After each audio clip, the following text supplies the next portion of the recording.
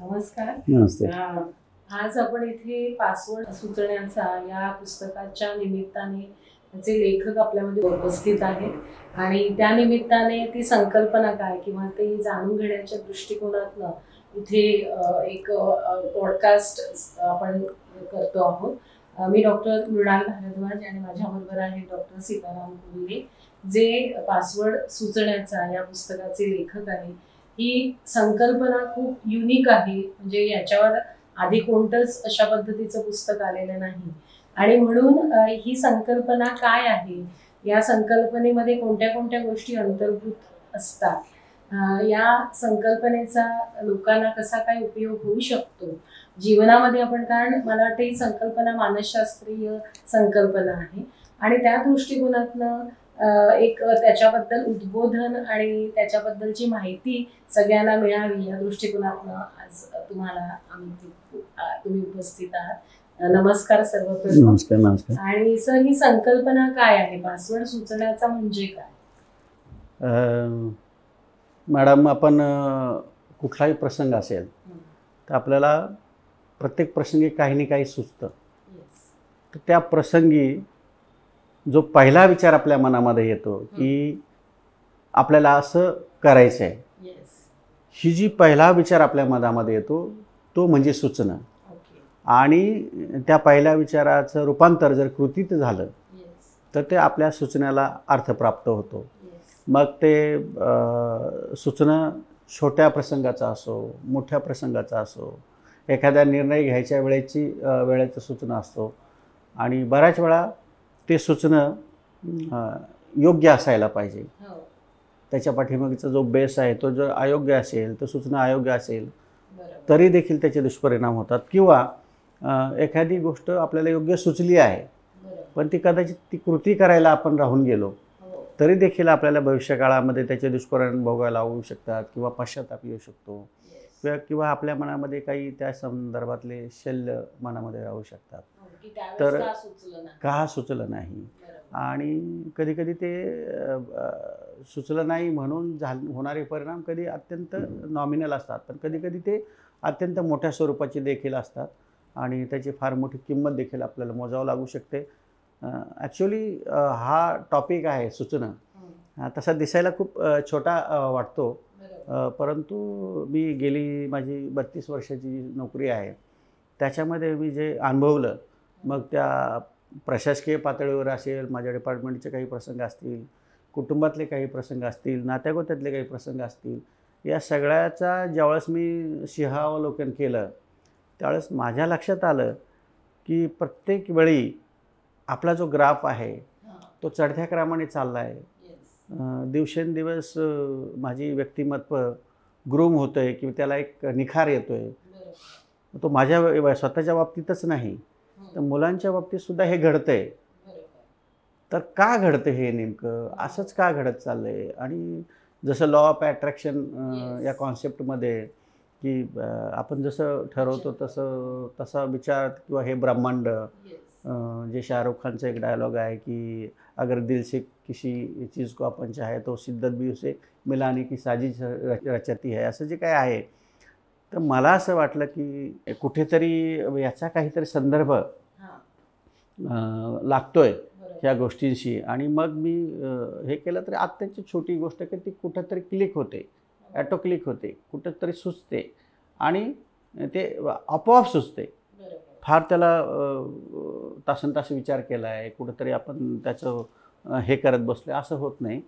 सुचण्याची संकल्पना मला वाटलं आणि मग त्याच्यावर मी असं ठरवलं की याच्यावर आपण लिखाण करूया. असं छोट्याशा संकल्पनेवर सुद्धा जवळपास एक 16 प्रकरणाचं पुस्तक 200-250 पानाचं तयार झालेलं आहे.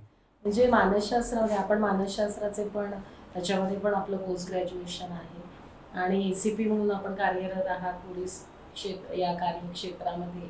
मला असं वाटतं की ही संकल्पना बोधात्मक प्रक्रियेशी आहे, म्हणजे कुठेतरी कॉग्निटिव्ह आपण ज्याला म्हणतो, कारण विचार, कृती आणि त्याच्यामध्ये समस्या परिहार किंवा प्रॉब्लेम सॉल्व्हिंग आपण म्हणतो. आणि एक स्टेज असते की स्टेजेस ऑफ प्रॉब्लेम सॉल्व्हिंग, त्याच्यामध्ये इन्क्युबेशन आणि मग इल्युमिनेशन, एकदम प्रकाश पडतो आणि आपल्याला सुचतं. कुठेतरी त्याच्याशी साधर्म्य आहे का? या आपण सांगितल्याप्रमाणे एकतर मी मानसशास्त्राचा स्टुडंट देखील आहे, PG आहे, डॉक्टरेट आहे, आणि 32 वर्ष जे काही मी पोलीस खात्यामध्ये काम केलं, माझ्या लक्षात आलं की हे डिपार्टमेंट असं आहे की जे बिहेवियर आहे, ह्युमन नेचर आहे, ह्युमन टेंडन्सीज आहे, याचा स्टडी करण्यासाठी, प्रत्यक्ष रूपाने स्टडी करण्यासाठीचं जे विभाग आहे याच्या व्यतिरिक्त दुसरा कुठला नाही. कारण या ठिकाणी येणारे ज्येष्ठ नागरिक येतात, महिला येतात, मुली येतात, मुलं येतात, म्हणजे ज्याला ज्याला समस्या आहे तो प्रत्येकजण ह्या विभागाकडे येतो.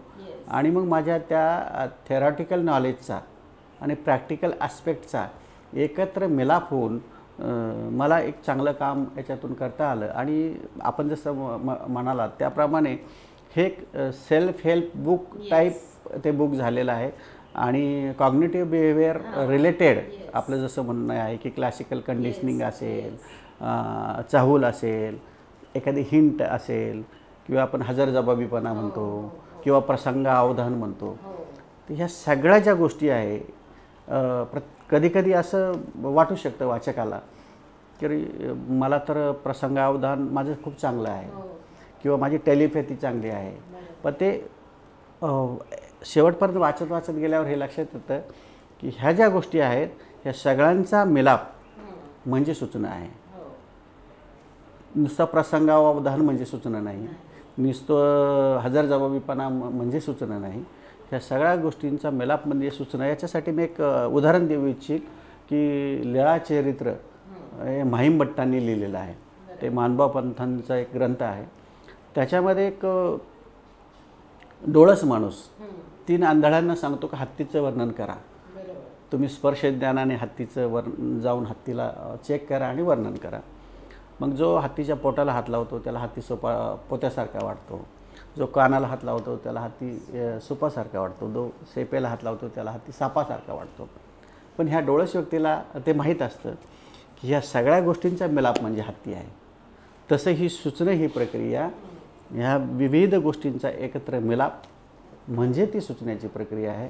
अशी एक कॉन्सेप्ट घेऊन त्याच्यामध्ये मी इलॅबोरेट आणि सामान्य अगदी छोट्यातल्या छोट्या 14 वर्षाच्या पुढील मुलाला समजेल आणि ज्येष्ठ नागरिकापर्यंत सर्वांना समजेल आणि सर्वांना उपयुक्त होईल अशी ती एक संकल्पना मी त्या ठिकाणी मांडण्याचा प्रयत्न केला आहे. मानसशास्त्राचं उपयोजन तुम्ही केलं असं म्हणता येईल. आणि जसं तुम्ही म्हणालात की वेदन, अवधान, संवेदन, स्मृती किंवा अध्ययन याचा सगळ्याचा मिलाप किंवा त्याचा समन्वय म्हणजे सुचणं, योग्य त्या वेळेस सुचणं, त्याचा उपयोग करून घेणं.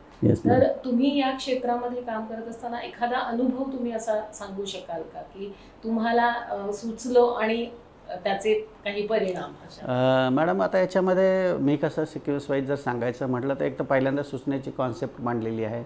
सायंटिफिक प्रक्रिया देखील मी त्या बुकमध्ये मी सुचण्याची सांगितलेलं आहे. हे एक सायन्स आहे, सुचण्याचं देखील एक सायन्स आहे. ती सायंटिफिक प्रक्रिया विविध उदाहरणांनी आणि उदाहरणं अत्यंत आता सायकोलॉजिकल बेस्ड जे बुक असतात आपण पाहिलं असेल की बहुतेक फॉरेनच्या लोकांची ती पुस्तकं आहेत.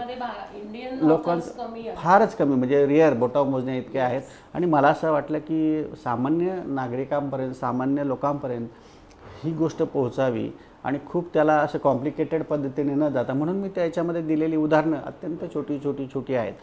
तर मी ही संकल्पनेनंतर याचे काय प्रकार होऊ शकतात तर ते प्रकार देखील मी ह्या बुक्समध्ये मेन्शन केलेले आहेत. जसं की तात्कालिक आणि सामान्य सूचना म्हणजे अतिशय छोट्या गोष्टी बाबतीतलं. त्याच्यानंतर पुढे आहे इथिकल सूचना म्हणजे योग्य सूचना, नॉन इथिकल सूचना म्हणजे अयोग्य सूचना. त्याच्यानंतर प्रगल्भतेने आलेल्या सूचना, ट्रॅडिशनल पद्धतीने आलेल्या सूचना, अनुभवातून आलेल्या सूचना, अशा एक 8 प्रकार, 7 ते 8 प्रकार मी याच्यामध्ये सांगितलेले आहे. फॉर एक्झाम्पल की समजा एखादी गोष्ट वेळेत सुचली नाही आणि त्याचे दुष्परिणाम भोगावे लागले. तर अशी मी सिन्नरला पोस्टिंगला असताना 2002 ते 2003च्या दरम्यान एक शिवाजी महाराजांच्या पुतळ्याची विटंबना झाली होती. आणि तो शिवाजी चौक जो की 2 रस्त्यांना जोडणारा मुख्य चौक आहे शहराचा, त्या चौकामध्ये शिवसेनेचे अध्यक्ष आणि 10 शिवसैनिक आंदोलन, प्रतिकात्मक आंदोलनासाठी त्या ठिकाणी थांबलेले होते. त्या ठिकाणी मी पोहोचलो, त्यांची फोटोग्राफी झाली, मीडियाशी बाईट पण झाला आणि प्रसंग तसा संपलेला होता. परंतु मला असं सुचलं होतं की त्यांना घेऊन आता पोलीस स्टेशनला जाऊन एक छोटंसं डिटेन्शन प्रक्रिया करू आणि तसा अहवाल पाठवून देऊ.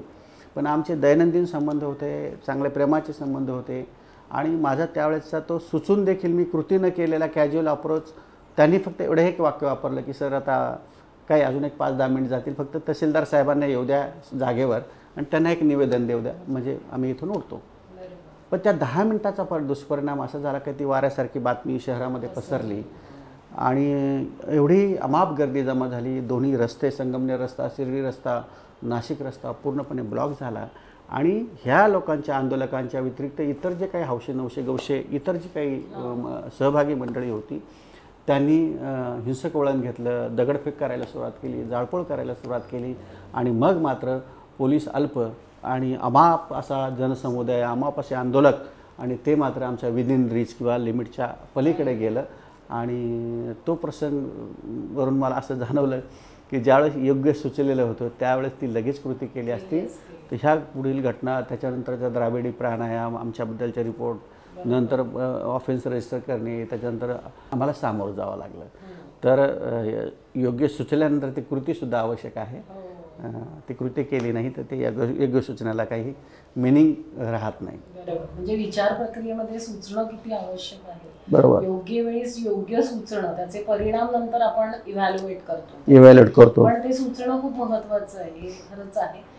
सुचणं हे प्रत्येक व्यक्तीमध्येच असतं, पण ते त्या पद्धतीने दिसतं असं नाही. तर या सुचण्यावर परिणाम करणारे कोणते घटक तुम्ही सांगू शकाल? आपण पाहिलं असेल मॅडम की आपण ज्यावेळेस सायकॉलॉजीचा अभ्यास करत असताना आपण काही टेस्टचा देखील अभ्यास केलेला आहे की जसं BP मोजायचं असेल तर एक मशीन असतं, तसं सायकॉलॉजिकल टेस्टिंगचं एक आपलं टेस्ट येतात. तर जसं 21 दिवस एखादी गोष्ट सातत्याने केली ती तिचं रूपांतर सवयीमध्ये होतं.